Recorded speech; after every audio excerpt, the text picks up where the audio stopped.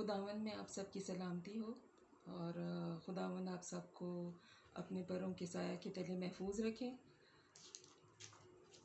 आज हमारी पहली वीडियो है एदोनाई मिनिस्ट्रीज़ की। कुछ अर्सा पहले मुझे खुदावंद ने एक विज़न दिया। वो विज़न ये था कि मैं लोगों की हेल्प कर सकूं और मैं अपनी गवाही जो है वो लोगों तक पहुंचा सकूं। बहुत बचपन में, शुरू से आपको बताती हूँ कि बचपन में जब मैं 7 साल की थी तब से खुदावंद की बुलाहट जो थी वो मुझे थी, क्योंकि हमारे घर में मेरे दादा दादी बहुत ज़्यादा खुदावंद में मसरूर थे और वो चाहते थे कि उनके बच्चे और पोते पोतियाँ जो हैं, नवासे नवासियाँ जो हैं, वो भी खुदावंद के साथ चलें। मेरे दादा चौधरी साधु मसीह चूँकि चर्च में भी खिदमत अंजाम देते थे, सर अंजाम उनका ओहदा जो था वो एक एल्डर का था और वो सीनियर एल्डर थे और अपनी ज़िंदगी उन्होंने जितनी भी गुजारी खुदावंद की खिदमत करते हुए गुजारी।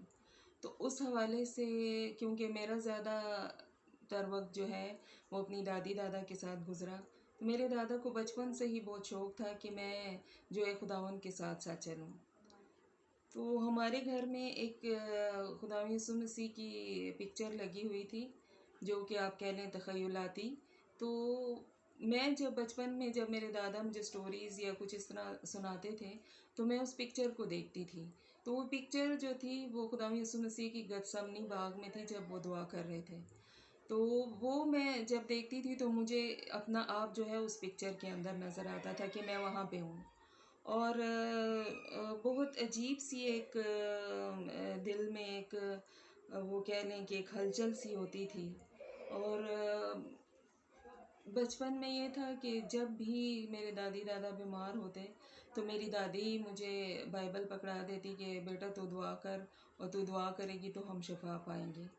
तो खुदावंद ने मुझे बचपन से ही शफा का तोड़ा दिया। मैं जैसे ही दुआ करती थी और मेरे दादी दादा जो थे उनको शफा मिल जाती थी, क्योंकि उनको बहुत सारी तकलीफ़ें थी, कुछ हार्ट की प्रॉब्लम थी और शुगर था और इस तरह की बहुत सारी छोटी छोटी प्रॉब्लम्स थी, तो वो बिल्कुल ठीक हो जाते थे। तो खुदा का बड़ा फ़ज़ल था। लेकिन उन दिनों में क्योंकि मैं बहुत छोटी थी, ये कोई 79 की बात है, तो मुझे इतनी समझ नहीं थी। कलाम पढ़ती थी लेकिन जिस तरह आम बच्चे किताब पढ़ते हैं उसी तरह पढ़ती थी। फिर मेरे दादा ने कहा कि आप कन्वेंशन में हिस्सा लो। तो मैंने अपने पापा से कहा कि पापा जी मुझे तो मैं तो माइक तक नहीं पहुंच सकती, मैं तो अभी बहुत छोटी हूँ। तो मेरे पापा ने कहा नहीं बेटा, तो बीज बोने वाले की मिसाल वो याद कर और फिर मैं तुझे लेके जाऊँगा। उनकी इतनी डेडिकेशन थी चर्च के साथ और खुदा यीशु मसीह के साथ। तो वो जब मुझे कन्वेंशन में लेके गए तो मुझे वहाँ पे फ़र्स्ट प्राइज़ भी मिला और मुझे अभी तक याद है कि उन्होंने मुझे गोद में उठा के, क्योंकि उन दिनों में कोई इतनी अच्छी टेक्नोलॉजी नहीं होती थी और माइक जो थे वो स्टिल माइक होते थे, तो वो कोई ऊपर नीचे या उनको कुछ इस तरह करने का सिस्टम नहीं होता था। तो उन्होंने मुझे गोद में उठाया और मैंने वो पूरी स्टोरी उधर सुनाई। मैं अपनी ज़िंदगी के बारे में बहुत ज़्यादा आपको बताऊंगी क्योंकि अभी मेरी एज जो है 50 ईयर्स है और खुदावंद ने, जब मैं अपनी पिछली ज़िंदगी पर नज़र दौड़ाती हूँ तो खुदावंद ने मेरे लिए वो काम किया है जो कि बयान से बाहर हैं। मैं समझती हूँ कि अगर मैं आपको वो छोटी छोटी बातें और वो सारी चीज़ें जहाँ पे खुदावंद मेरे साथ साथ चल रहे थे, अगर मैं वो बताऊँ तो मेरा ख़्याल है कि बहुत वक्त लगेगा। लेकिन मैं कोशिश करूँगी कि मैं एपिसोड वाइज जो है वो आपको जो है अपनी स्टोरी सुनाऊँ, ताकि आपका जो है वो ईमान मजबूत हो कि खुदावंद यीशु मसीह किस तरह अपने लोगों को बचाते हैं और किस तरह आगे लेके जाते हैं। उसके साथ साथ जो है खुदावंद यीशु मसीह ने मुझे कोई 48 ईयर्स की एज में जो है वो अपना कलाम का भेद देना शुरू किया है और इसमें बहुत सारे मेरे बहन भाइयों की, जो मैं आपको आगे जाके बताऊंगी कि उनकी बरक़ात हैं, उनकी प्रोफेसीज़ हैं वो जो पूरी हुई हैं और उनकी वजह से जो मुझे बाइबल मुक़द्दस पढ़ने का और खुदा ने मुझे अपना एक पाकरू का टच दिया है, वो बहुत बहुत हैरत अंगेज़ है। मैं आपको अपनी सारी गवाहियाँ और सब जो मैंने खुदा यीशु मसीह में महसूस किया, जो पाया है, वो मैं आपको साथ साथ बताती रहूँगी। और जो कलाम से हम पढ़ते हैं, जो मुझे समझ आती है, आपके साथ कुछ क्वेश्चन आंसर भी करूँगी। और आज का जो हमारा क्वेश्चन है, मैं आपको पहले वो बता देती हूँ कि पैदाइश की किताब में, पुराना अहदनामा पैदाइश की किताब, उसका 2 बाब उसकी 16 और 17 आयत में लिखा है, और खुदावंद खुदा ने आदम को हुक्म दिया और कहा कि तू बाग के हर दरख्त का फल बेरोक टोक खा सकता है, लेकिन नेक व बद की पहचान के दरख्त का कभी न खाना, क्योंकि जिस रोज़ तूने उसमें से खाया तू मरा। फिर आगे आ जाए, 5 बाब उसकी 5 आयत में लिखा है, और आदम की कुल उम्र 930 बरस की हुई तब वो मरा। मेरा आप लोगों से यही क्वेश्चन है, आप मुझे प्लीज़ बताएं कि आपको क्या समझ आता है। क्या खुदावन ने जो बात बोली वो पूरी नहीं हुई? अगर पूरी हुई तो कैसे हुई? आप इसको कैसे समझते हैं? हाँ, ये हम सब जानते हैं कि रूहानी मौत हमारी उसी दिन हुई, यानी खुदा से जो था हमारा रिश्ता ख़त्म हो गया। जो एक उनकी कुर्बत थी, जो एक उनका जलाल देखते थे, तो वो एज ए इंसान जो था वो एक जुदाई आ गई, वो हम सब जानते हैं। लेकिन जिस्मानी मौत भी जो है, आदम उसी दिन मर गया। वो कैसे? आपके पास आंसर है, आप मुझे कमेंट में बताएं, और मैं नेक्स्ट कल फिर आपको इसका आंसर भी करूँगी कलाम मुक़द्दस में से, और आपको बताऊँगी कि इसका आंसर क्या है। आप मुझे कमेंट करके बताएं कि इसमें इसका आंसर आपके पास क्या है, और आप क्या समझते हैं इस क्वेश्चन को, तो फिर हम इसको आगे लेके चलेंगे।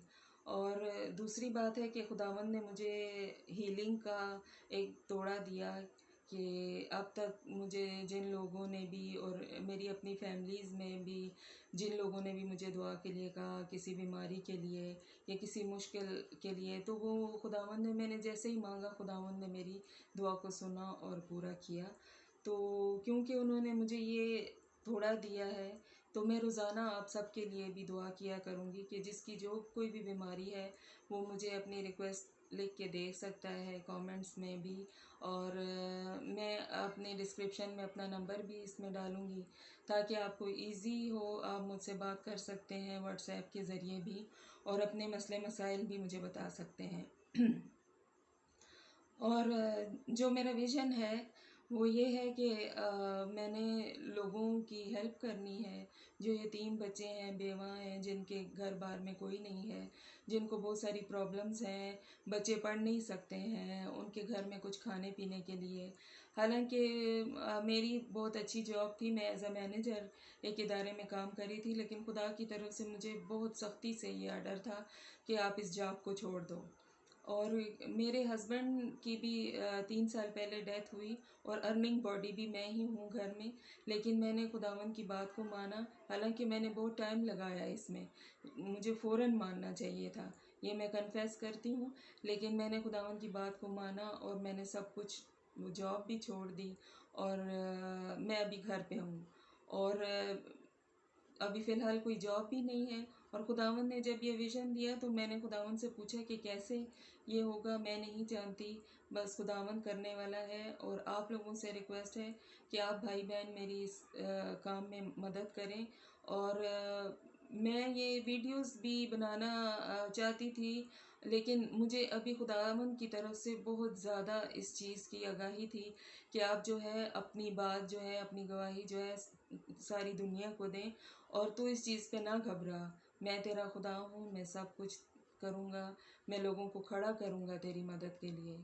तो मेरी सब बहन भाइयों से रिक्वेस्ट है कि आप जैसे भी मेरी हेल्प कर सकते हैं, यतीम बच्चों के लिए, बेवा औरतों के लिए, और कुछ ऐसे मामलात होते हैं, जैसे बच्चियों का जहेज़ होता है, क्रिश्चियन बच्चियों का, और बीमारियों में जो है उनकी हेल्प हो सकती है।